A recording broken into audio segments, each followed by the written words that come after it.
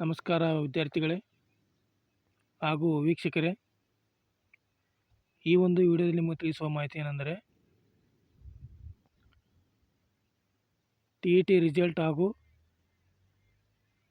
Eligible marks ಕಾರ್ಡನ್ನು ಹೇಗೆ download ಮಾಡಬೇಕು ಎಂಬ ಮಾಹಿತಿಯನ್ನು ಈ ಒಂದು ವಿಡಿಯೋದಲ್ಲಿ ನಿಮಗೆ ತಿಳಿಸಿಕೊಡ್ತೇನೆ. ಮೊದಲಿಗೆ ನೀವು KRTET ಅಂತೇಳಿ ಸರ್ಚ್ ಮಾಡಿ, ಆನಂತರ TET 2025 ಅಂತೇಳಿ ಆಪ್ಷನ್ ಬರುತ್ತೆ. ಈ ಒಂದು ಆಪ್ಷನ್ ಮೇಲೆ ಕ್ಲಿಕ್ ಮಾಡಿದ ನಂತರ ನೆಕ್ಸ್ಟ್ ಈ ಥರ ಒಂದು ವೆಬ್ಸೈಟ್ ಓಪನ್ ಆಗುತ್ತೆ.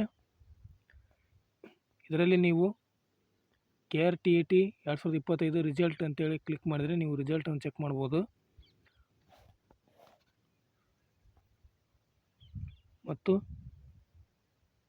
ನಿಮ್ಮ ಒಂದು ಅಪ್ಲಿಕೇಶನ್ ನಂಬರು, ನಿಮ್ಮ ಒಂದು ಡೇಟ್ ಆಫ್ ಬರ್ತು ಎಂಟ್ರಿ ಮಾಡಿದ ನಂತರ ಸಬ್ಮಿಟ್ ಅಂತ ಕ್ಲಿಕ್ ಮಾಡಿದರೆ ನಿಮ್ಮ ಒಂದು ರಿಸಲ್ಟ್ ಶೋ ಆಗುತ್ತೆ. ಆನಂತರ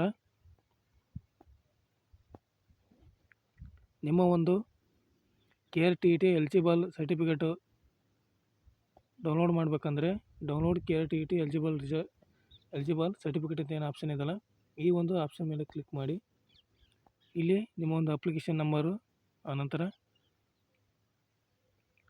ಡೇಟ್ ಆಫ್ ಬರ್ತು ಎಂಟ್ರಿ ಮಾಡಿ ಸಬ್ಮಿಟ್ ಅಂತೇಳಿ ಕ್ಲಿಕ್ ಮಾಡಿ ನಿಮ್ಮ ಒಂದು ಎಲಿಜಿಬಲ್ ಸರ್ಟಿಫಿಕೇಟ್ ಡೌನ್ಲೋಡ್ ಆಗುತ್ತೆ.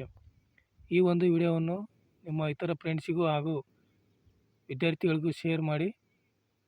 ನಮ್ಮ NSK ಟೆಕ್ನಿಕ್ಸ್ ಕನ್ನಡ ಯೂಟ್ಯೂಬ್ ಚಾನಲನ್ನು ಸಬ್ಸ್ಕ್ರೈಬ್ ಮಾಡಿ ಅಂತ ಹೇಳ್ತಾ, thank you for watching this video.